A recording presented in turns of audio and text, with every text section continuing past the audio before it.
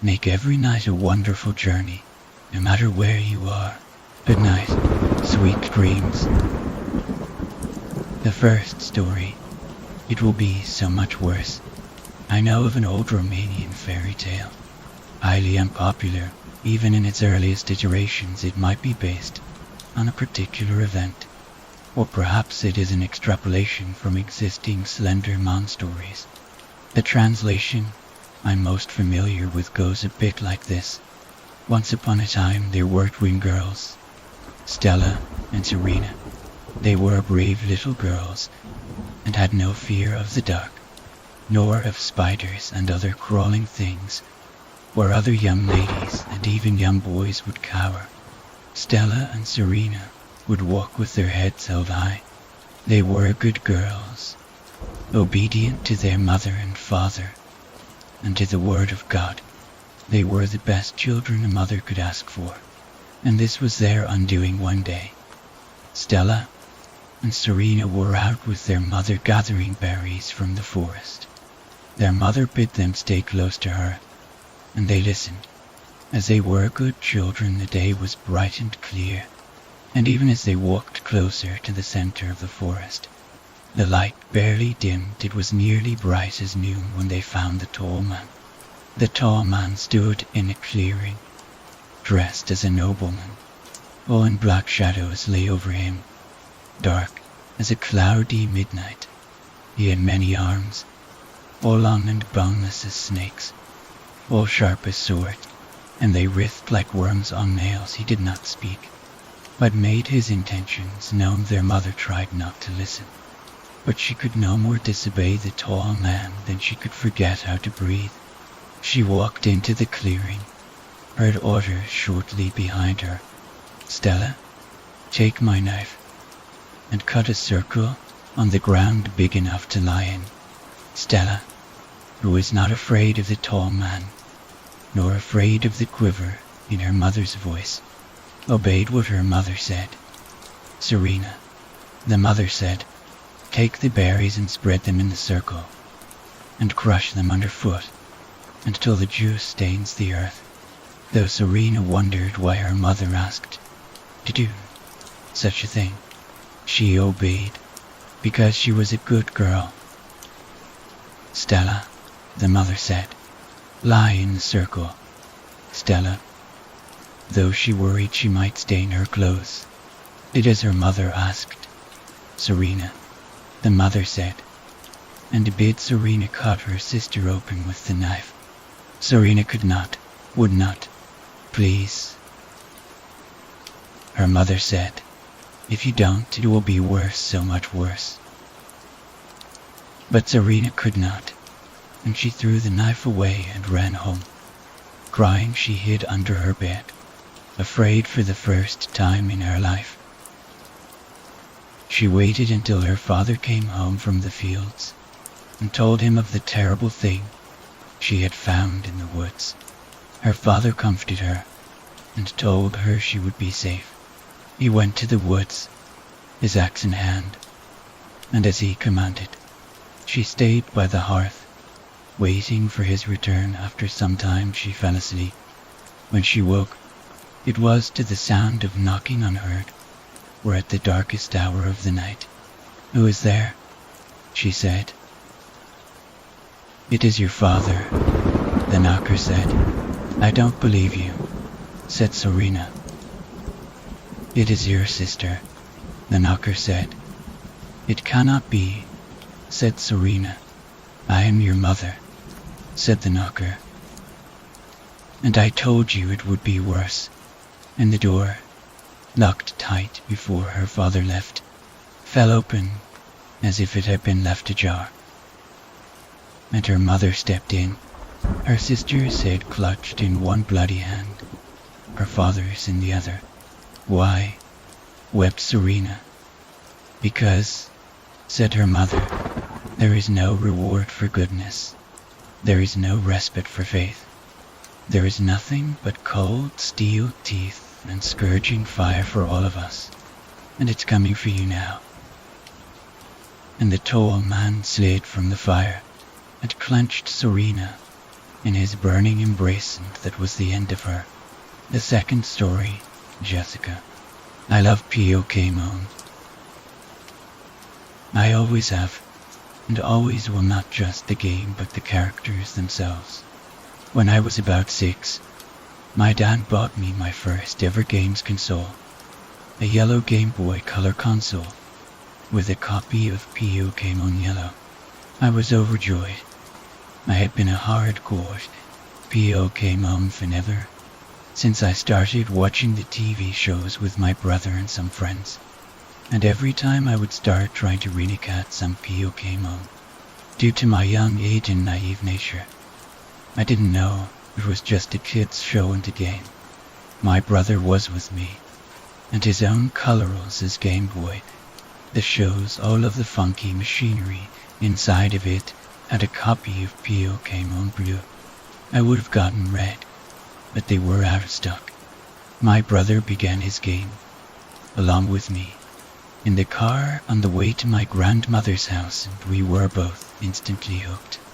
I fell in love with Pikachu instantly, and my mind, being naive at a young age, made me call it a weird name, thinking of a girl who I knew who had moved recently, a very close friend of ours.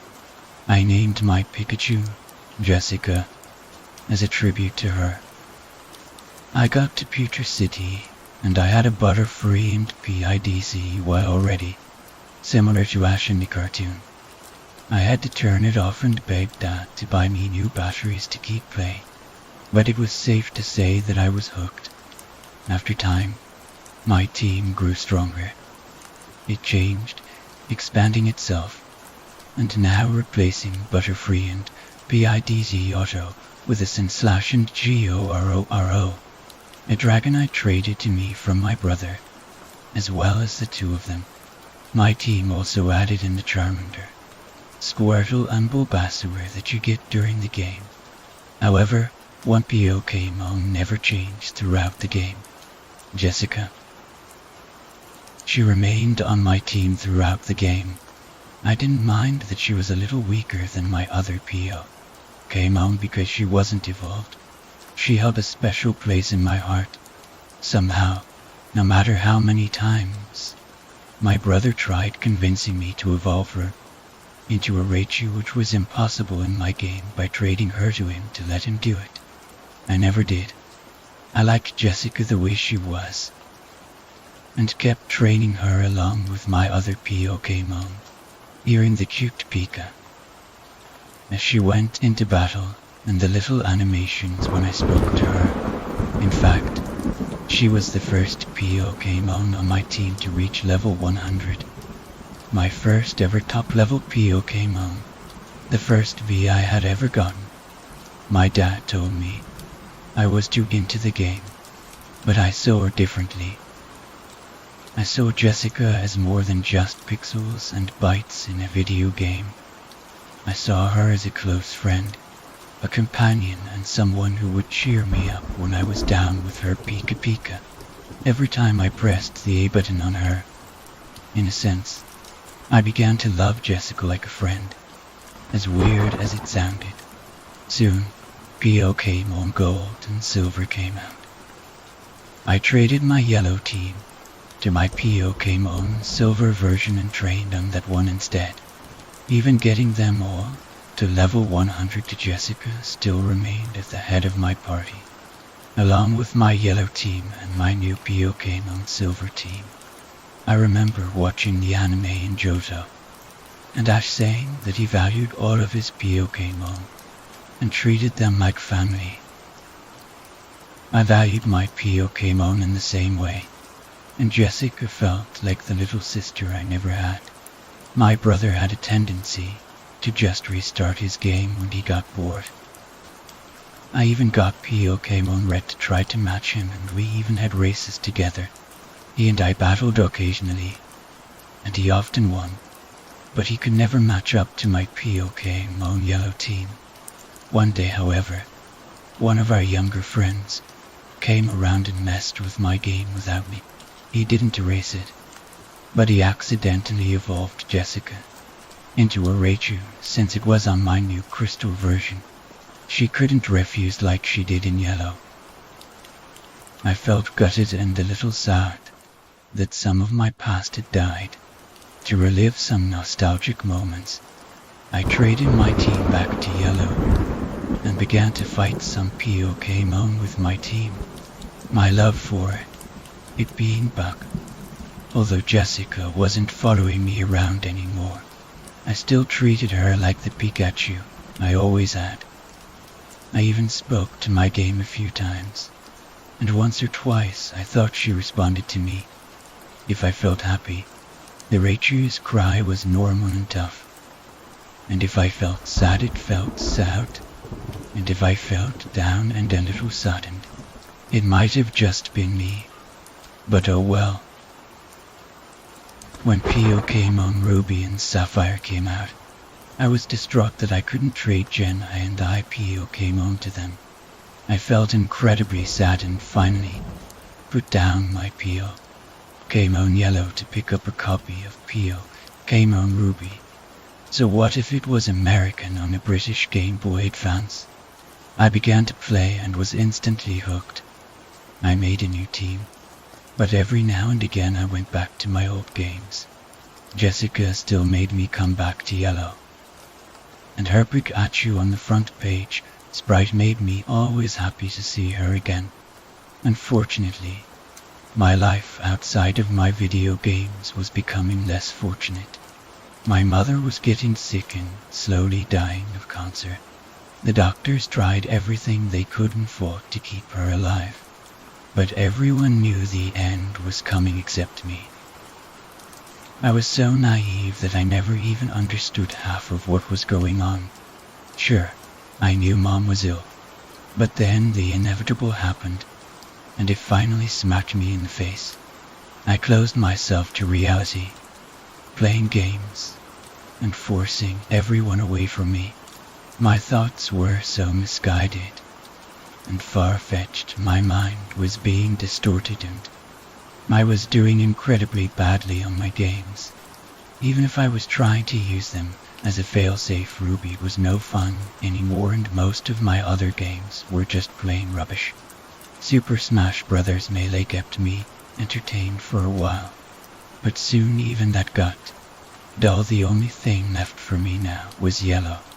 Somehow, as a failsafe, Jessica and yellow actually worked.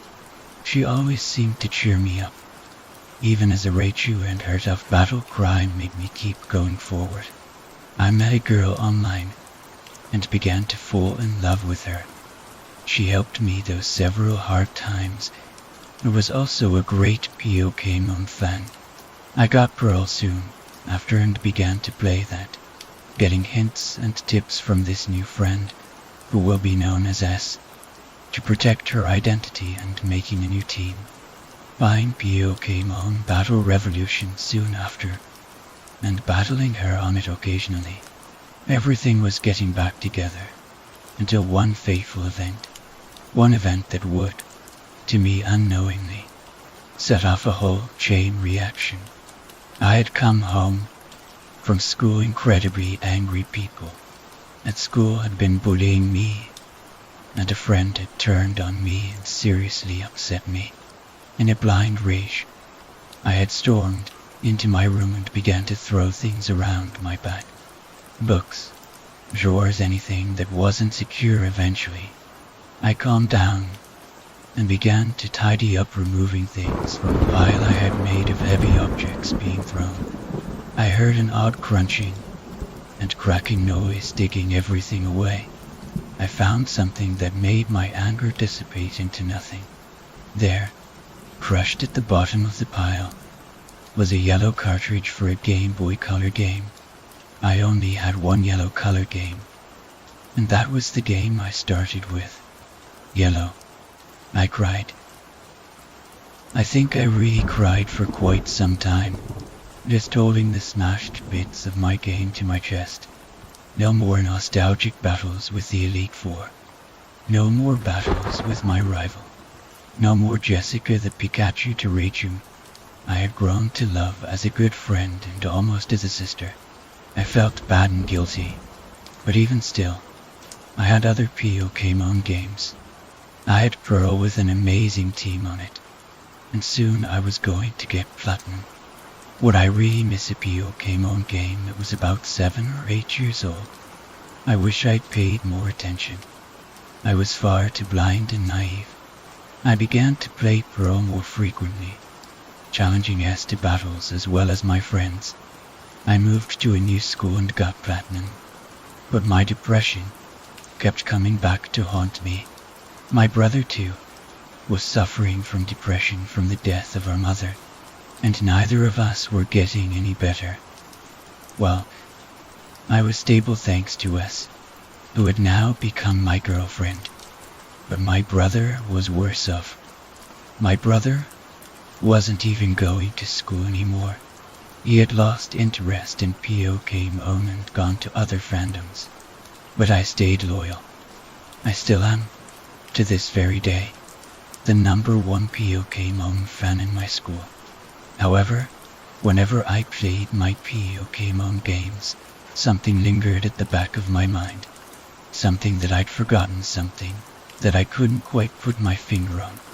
Whatever it was, I seemed to get this feeling whenever I saw a member of the Chu family in the anime or in the games. It was odd and a little creepy. A year and a half later, approximately 6 months ago from today, another tragedy struck. My brother, who had slowly been sinking lower and lower into depression, died in his flat. Suddenly nobody told me anything about what happened, but it was enough. My depression came back like a storm and smacked me. A few days later, I was due to go back to school. I was rummaging through old things that would bring back memories of my brother. Digging in a box, I found a cracked object. Pulling it out, I was surprised to see it was my old Pokemon yellow cartridge. There was a large chunk of it missing from the front end, and a lot of the nuts and the bolts inside of it were loose and tipped all over the bottom of the box. I took all of them, attempted to find the lost piece of the cover, but to no avail. Finally giving up, I placed it back into the box and put it away. As I did, a name flashed into my mind that made me pause. Jessica. Where had I heard that name before? I couldn't remember. I stuffed it back under my computer desk and left for school. Things weren't going very well. After my brother's death, my mind was going wrong. I was soon hearing voices in my head, and I was diagnosed with minor multiple personality disorder, Pokemon Heart Gold, my most recent game, along with S, and known to you as P, were the only things keeping me sane. Soon enough, P suggested I get the new Pokemon games, Pokemon Black and White. I decided to get Black because I liked the look of the white dragon race Hiram. He said that he would get White and we would race to see who could beat the game first, just like me and my brother would have done. Soon, the game came and we went instantly to playing it within 3 days. I was already with 7 badges, and a full team. My love of Pokemon would never die, and P was left in the dust with only 4 badges. Finally beating the game and getting the transfer machine, I borrowed P's DS and began to scroll through some Pokemon to trade from my Heart Gold.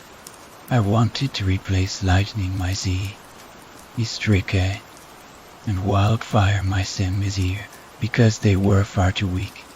Looking through, I came across a Pikachu I had gotten from the Yellow Forest Pokewalker run. It was female, had a modest nature and new surf, Volt Tackle, and 2 other moves I can't remember. Perfect. As a tradition of mine, I always name my Pokemon. This helps me put characteristics to them, and I had done so ever since I could remember. My Heart Gold file was loaded and I took the Pikachu to the name Razor. Pikachu seemed like the only one really worthy of being on my team. I'd already decided to replace Simazir with another Unova Pokemon. As I went into Traveler, I had a discussion with the other two voices in my head to ask what to call her. As we were talking, my stylus tapped App's Nest and lead on the screen without me realizing it. As I came back to focus from the conversation with my other two counterparts, I realized that my dawdling had made me press enter. I rolled my eyes and went to look at the probably silly name I had made. Congratulations.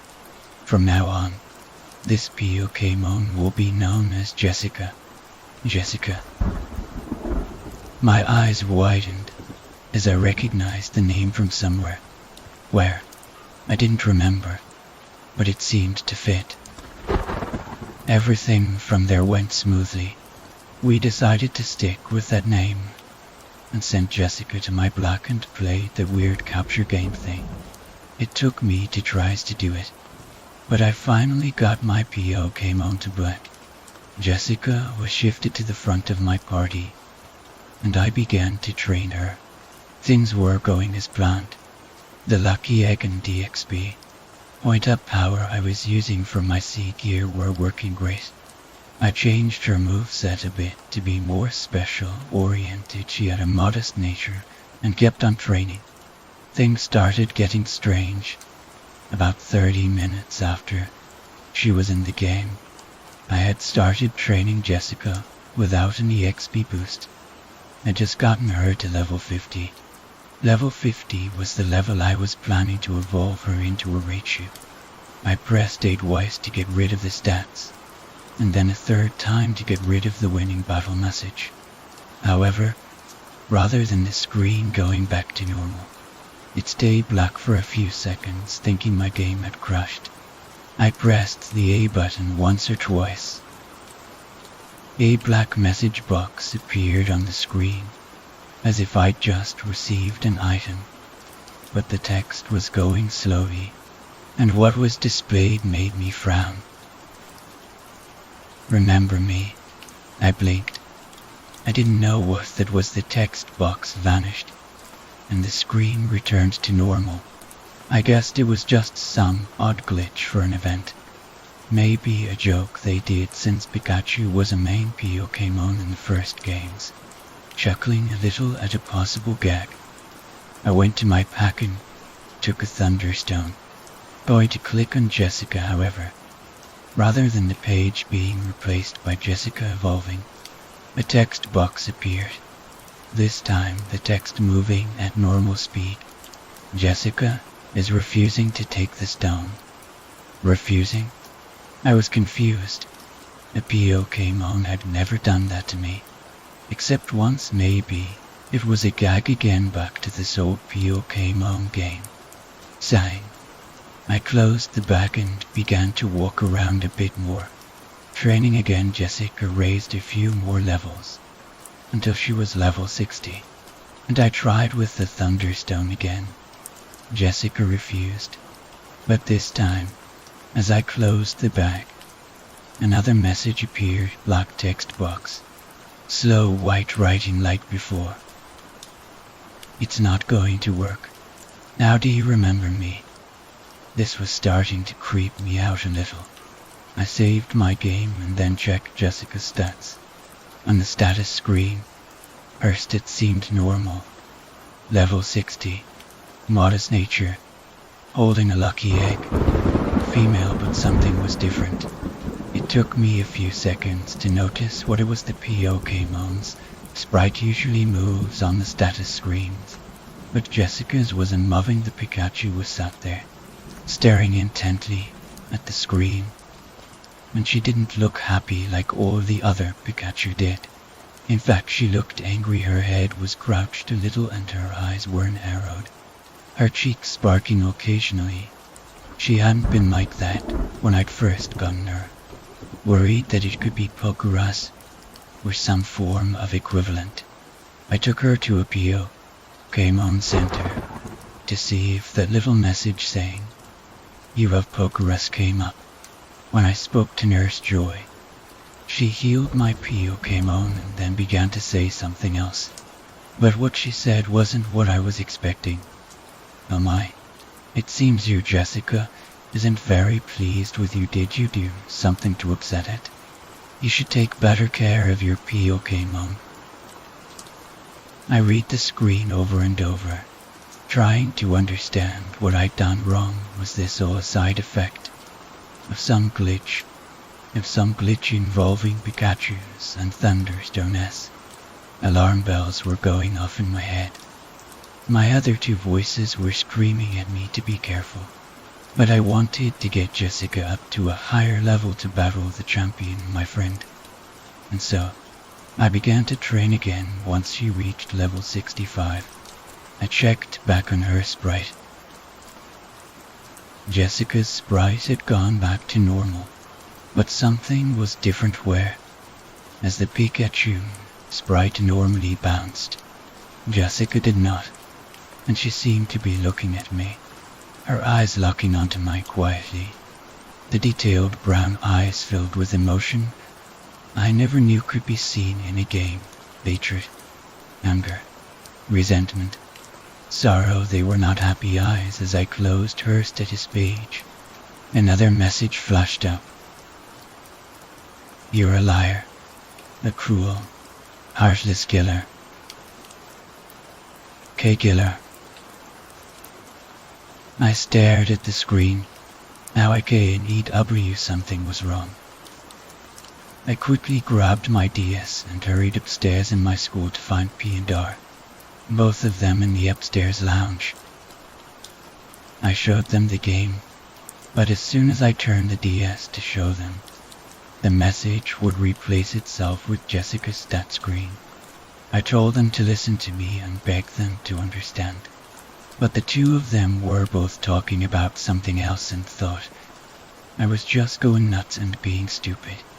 I resigned myself to possibly thinking the two had headed back downstairs to my room, continuing to train.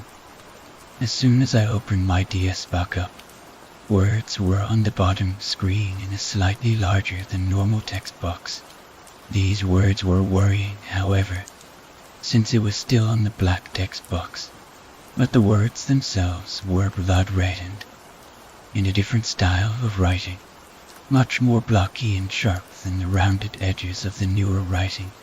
You kept me close, we were the best of friends, then you broke me, killed me, and then discarded me. I will never die. I am too close to your heart. Jessica's sprite appeared on the screen, but it was different again. Instead of a happy bouncy Pikachu, her arms were folded and her ears were drooping downwards. Her eyes narrowed, and her body had turned so it was now facing the screen directly. It was then that I really understood. She wasn't talking to the character at all. She was talking to me. Jessica, I whispered, staring at her quietly. The Pikachu's sprite nodded angrily, and its mouth began to move silently as words appeared on the screen in that same blood-red digital writing. I thought you cared. I thought you really cared. Wasn't I special to you, Cameron? Wasn't I your best friend? A yes, no selection box appeared. I lingered, memories slowly beginning to hit my head as the other two voices in my head remained silent, probably just as shocked as I was, fingers trembling. I selected yes. Jessica nodded on screen before her tail flicked and her mouth began to move again. Yes, we were partners. You and I, we took down Team Rocket together. We conquered Kanto, and even read together. I thought you cared, but I was wrong. You let rage get the better of you and snapped me like a twig. You crushed me, as well as my heart. You killed me, you Rhea murderer, Cameron. And no. I cried, not realizing I was talking aloud. Jessica, I'm sorry. I really am. I could feel tears begin to stream down my face. "You've got it all wrong." There was silence from the scream before I suddenly heard "Pika" from the speakers. I looked at the screen to see she had turned her back on me and began to walk away. I shook my head, frantically pressing the A button to try and do something, but all I got was a swish of her lightning bolt tail as she faded out. The screen returned to normal, and Black the character was facing a Pikachu sprite at the top of some steps. I guessed that this was Jessica, and the little Pikachu block looked at Black before another text box appeared at the top of Celestial Tower. "I will wait for you." With that, the screen flashed black and then back to normal. Things were wrong, though the music had stopped playing, and Black seemed to be moving slightly slower than normal. When I checked my party, Pio came on. The first thing I noticed was that Jessica was no longer in my party. The first space was replaced by my starter, Wish, my Samurott. Looking over my Pio came on. I noticed some other things. Their cries were not sounded, and their sprites were frozen. The sprites themselves were also only done in certain monochrome colors, yellow, red, blue or whatnot, as well as done in large blocky pixels, just like Pio came on yellow sprites. Everything suddenly hit me. Jessica, my old team, the nostalgia, and finally, what had happened to the cartridge. Without another word, in real life or in game, I used my trusty sigil, YPH High Node, to fly to Mistralton City and headed north towards Celestial Tower.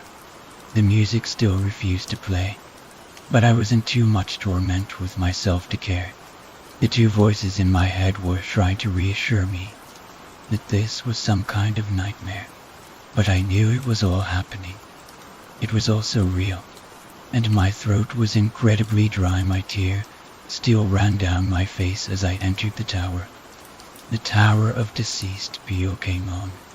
Pio came on Tower. As soon as I entered, the atmosphere was different from outside. The room was darker than normal, and there wasn't anybody there. There was a forlorn silence, but faintly, music was playing. I began to ascend the spiral staircase, and the music got louder with every floor I raised. Each floor was how it should be, but much darker, and with no trainers or wild. Pio came on. The graves were painted black, and on the final staircase, I saw CA, NERONUSEDRAG, JE, SS, SCD, in block red capital letters spiraling up the stairs, one letter on each second step. I finally reached the top, and surprisingly, found everybody there. All of the trainers from the tower, the gym leaders, Elite Four, Bell, Sihiren, and Order. They were all here, looking towards the main steps to the bell at the top of the tower. As I approached them, people stopped me. What they said was what shocked me, and made my throat dry out even more, and fresh hairs well up in my eyes. "Bell, Cameron, how could you do such a thing? See, Renu, I looked up to you. How could you betray me? Older, this is unforgivable, but maybe she will.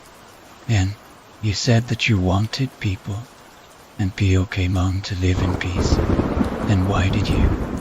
As I rose the final few steps, Elsie he ran, and an Olderov followed, blocking the way back out. I went forward and stopped there. Standing in front of the bell was undeniably a Raichu sprite. The Raichu rang the bell, the sound sounding eerie with the music, which I now recognized as the 8-bit Lavender Town music from Pio came on yellow. The music suddenly stopped, and another text bubble appeared, black, with white writing. "You came, Cameron, I did, I whispered quietly to the screen, sniffing as I stared at it. The Rachel sprite turned around and took a few steps towards Black, only stopping 1 or 2 spaces away. Do you know why I wanted to call you here? A yes, no box appeared again. I pressed yes with shaking thumbs, and the Rachel shook its head in response. No, you don't. Don't lie. I called you here so you can see what you did to me. The sprite took a final few steps towards Black, and the screen fuzzed it out, the larger sprite replacing most of the screen, like when him sometimes talked. What I saw, however, almost made me sick. It was a Raichu, but no Raichu I had ever seen. The creature's ears were flattened to its skull, a huge gash leading from one ear to the other across the forehead.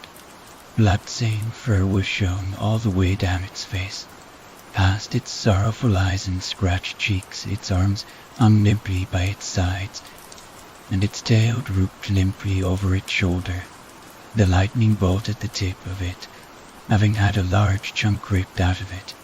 The Raichu's mouth had dried blood around the lips, and some still dribbling from the corner of its mouth. But it was the main part of the Raichu that terrified me, right where the chest was, the abdomen and stomach area of the Raichu too. There was a gaping wound. Inside could be seen intestines, bones, cracked ribs, and with copious amounts of blood dripping from it, covering the white belly fur and staining it red. I could see its heart, and with a sickening turn of my stomach, I saw it beating feebly within the shattered ribcage. Panicking, I pressed A repeatedly to try to get the image away from the screen. Instead, a text box appeared, the writing digital and red, just like the blood coming from the Raichu. What's wrong? Cameron, can't stomach what you did to me. Your closest friend, the one who you so mercilessly killed. I'm Meso. Why? I screamed suddenly, staring at the Raichu's face. I'm Meso why? With that, I crumpled over my screen and sobbed. J. Jessica, it was an accident. I didn't mean to hurt you. I didn't mean to do a and YTHING to you. You're still my POK mom. You're still my friend. None of this was meant to happen. Jess, don't. You don't hate me. It was all a stupid accident. I cried for a solid few minutes before finally looking at the screen. Jessica had gone, and the overworld Raichu sprite was simply standing there. Looking at Black, nothing was said for a moment, and I simply stared at the screen. Finally, a text box appeared. Was it truly an accident? A yes, no box appeared. I pressed yes, and there was another pause. The Raichu sprite turned around and walked back to the bell before another text box appeared. Do you regret what you did? Another yes-no box. I frantically pressed yes, more tears making their way down my face. There was another pause before Jessica finally turned around, staring back at Black. Jessica believes you. I felt a wave of relief wash over me as I saw the Raichu sprite walk back over to Black.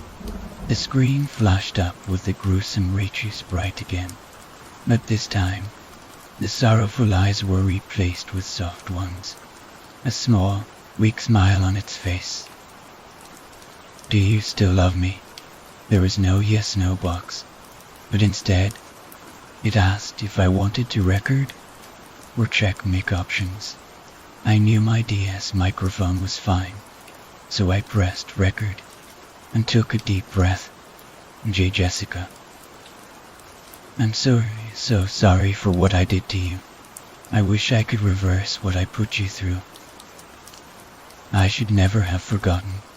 You're not just a bunch of pixels and data, but a being, just like me. I'm really sorry, I promise. I'll never do it again. Ever. I'll be more careful. I'll never restart a Pokemon game. Ever. All I want. I took a soft breath and finally let the last words out. Is your forgiveness for my stupidity? I do still love you. Jessica. The picture of Jessica on screen nodded, and it faded out. The overworld returned, and Jessica appeared again as a Raichu sprite. This time, however, Black spun around in a circle, and a small Pokeball flew from his hand. A flash of white light engulfed Jessica, and the ball closed. As Black moved forward to pick it up, a new text box appeared. Thank you, Cameron, you really do remember. I smiled at the screen, and as I did, he rang bell, and an Alderall walked up to Black and surrounded him. The screen faded out, and Black reappeared in front of the bell. He rang the bell, and the usual message appeared instead of what normally happens. However, Black walked away from the bell with the screen still focused on it. As it faded, I saw a few ghost silhouettes: a Charizard, a Bristozy, a Venusaur, a Sandslash, and a Dragonite. All of my old Pokemon Yellow team had been laid to rest in the Celestial Tower, never returning but never being forgotten. The screen blacked out and returned me to Mistralton City. A message popped up saying that the game had been saved. I checked my Pokemon and saw Jessica in my 6th slot. Opening her page, a huge wave of nostalgia and comfort greeted me and my 2 other voices as we looked at the screen. Greeting us was a level 100 Raichu, modest nature, female and with a traveler Jessica, and OTSCAM, which was my Pokemon Yellow character name. Moving to the moves section, I saw that her stats were exactly how they were left in Yellow, and her moveset was exactly the same as her old Yellow moveset: Thunderbolt, Double Team, Submission, and Surf. I smiled broadly. She had forgiven me and decided to join me once again. As I pressed B to leave the page, one final message popped up. The large Raichu picture appeared again, but this time there were no cuts or internal organs shown. What was shown was the smiling face of a healthy Raichu beaming at the screen. A message box popped up as the Raichu's mouth moved as if it was saying the words, "Thank you, Cameron, for taking me back up." And by the way, the screen changed briefly. The picture now had one paw, and I saw something in her paw that made my eyes widen and show that no matter how much anyone would prove otherwise, this was no joke or hack. In her paws at the final, missing part to my Pokemon Yellow cartridge. I never truly forgot you, either. I hope you read this and realize to us, it may seem a game, but Jessica taught me that if you love a game too much, it becomes part of you, so much so that you can't leave it behind. I have never, ever restarted or broken a Pokemon game since. I am careful with all my games. I don't want to upset anybody like Jessica ever again. I'm glad she was so forgiving and loving of me. If she wasn't, it could have ended so much worse. The 3rd story. Case No. 304. In 2003, a series of strange deaths occurred throughout the United States. Baffling police forces all over the case is known to investigators as Case 304. The crime scenes at the victims' houses all shared similar aspects. The corpses were found next to their computer, leading investigator to believe that the suspect had murdered them all while they were distracted, or moved their bodies into the chairs. The victims seemed to have all died in the same manner. gashes all over their head, as if someone had slashed their faces repeatedly with a sharp object. After identifying the corpses and searching the computers, detectives found that the victims all shared similar qualities. They were all very tech-savvy internet thieves, users who frequently shared copyrighted documents with other users on the internet. What they saw in the victims' rooms wasn't anything too unusual. Messy furniture, bugs, bloodstains, nothing they hadn't dealt with before. What they found hidden on the victim's computer, however, was much more frightening than anything they had ever seen. The computers of the victims were given to a team of cybercrime professionals, and all of them were assigned Case 304. Little is known about the progress that they made, for all records of the investigation have either been lost or destroyed. What we do know is that after 3 weeks of non-stop investigation, the team marked the case inconclusive. Shortly after ending the case, members of the team experienced symptoms of dyslexia, epilepsy, and narcolepsy. 2 members committed suicide during the investigation, and 3 more did the same afterwards to date. Nearly all members of the team have been declared either dead or missing.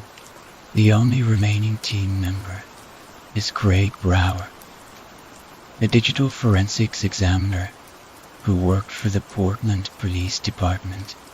Brower is currently admitted at the Oregon Mental Health Center and has been diagnosed as mentally unstable. When the team first started searching the victims' computers, they found one folder that happened to be in each victim's hard drive. The folder was titled Unknown at First Glance. The contents of the folder seemed non-important, but the team knew that this folder must have something to do with the murders, for it was stored on every single computer. The contents of the folder were simple. There was a text document, a video file, and several audio clips. Each team member was assigned a specific file to search for clues. The following is a description of these files. There were 5 audio clips. The first titled were titled by the numbers 1-4. They were compilations of odd sounds stringed together with static, each about 30 seconds long, with about 10 seconds at the end of just white noise. The sounds played were distorted, reversed, and very choppy. Distinct screams to be heard among the static, as well as random piano chords, a mumbled voice, and glass breaking. The investigators found nothing of importance in these files. They tried distorting the audio in every way they could, but in the end found no clues. One member, however, was very persistent with the audio clips. The member assigned to file 3, Stephen Nelson, was a retired professor who taught computer science and programming classes at Stanford. He was very interested in file 3, and he knew that there was something hidden in the audio. For days he listened to the clip over and over again during lunch. Fellow team members said that every day he seemed to get more and more intimate with that clip. They tried to get Stephen to stop listening and get some work done, but he never acknowledged them. Nelson had told his team members that he had been listening to the clip overnight while he slept, saying that there were voices hidden in the sound clip, and in order to hear them you had to listen to it constantly. No one believed him. After the first week, he started to not only listen to the clip while he slept, but throughout the day as well. File 3 was playing in his ears 24/7. After about a week of this constant listening, Stephen started to act very strange, and one day, news came to the team that he had died during the night. After Stephen's death, the rest of the team worked harder than ever in covering this case. They started to focus next on the video file, It was simply titled "Behind You." Avi, the clip is roughly 25 seconds long scene. In the clip is what appears to be a woman typing at her computer. Filmed from behind, nothing can be heard. The camera inches closer towards this woman. The screen in front of her is splashing black and white, as if it were a strobe, brainwashing her as she stares lifeless at her monitor. As the camera is almost all the way into her hair, the video freezes. Suddenly, the woman turns around. Her face is covered in blood. A piercing scream is heard, blaring through the speakers. Her eyes are gone. Black scratches and bruises cover her face and ears. She opens her mouth as the sounds reverse into a loop. The video ends. As soon as the video was played to the group, there was silence. Everyone was mortified, not knowing what to think. Then out of nowhere, one member got out of his chair and started yelling loudly as he could, words that couldn't be made out. It was as if he was speaking another language. This added to everyone's existing fear. The member, Alan Mercy, was scratching his eyes out on the floor, screaming in what seemed to be a demonic tone. No one tried to intervene, as they were all too stunned. They all just watched as Alan Mercy mutilated himself on the floor, yelling nonsensical phrases.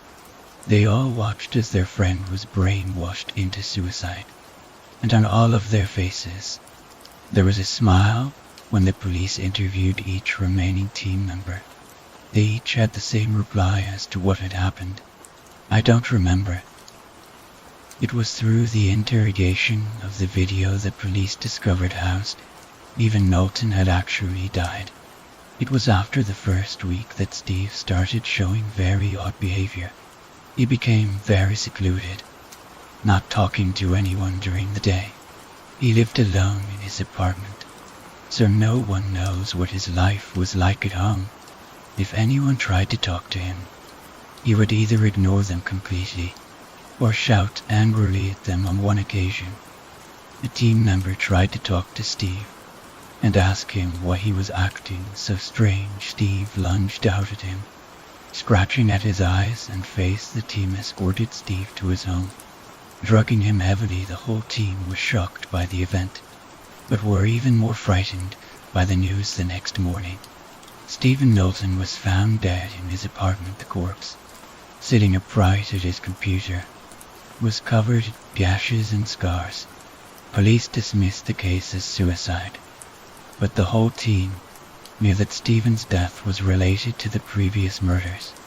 No one touched the audio files after that. No connection was made with the audio clips and video file.